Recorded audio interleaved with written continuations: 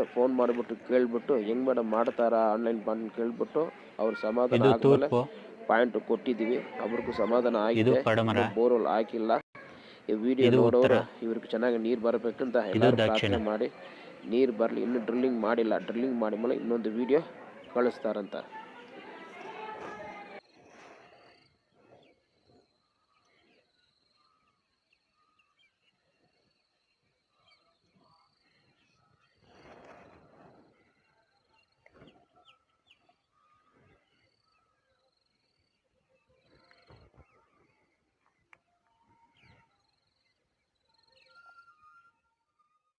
ನೋಡಿದ್ರ ರೊಟೇಷನ್ ಏನು ಕೊಡ್ತಾ ಇಲ್ಲ, ಸರಿನಾ? ಸ್ವಲ್ಪ ಹತ್ರ ಇರ್ಬೋದು. ಈಗ ಏನು ಮಾಡಬೇಕು, ಅದು ಒಂದು 2 ಅಡಿ ಫುಲ್ ರೌಂಡ್ ಮಾಡಬೇಕು, ಫುಲ್ ರೌಂಡ್ ಥರ. ಹೌದೌದು.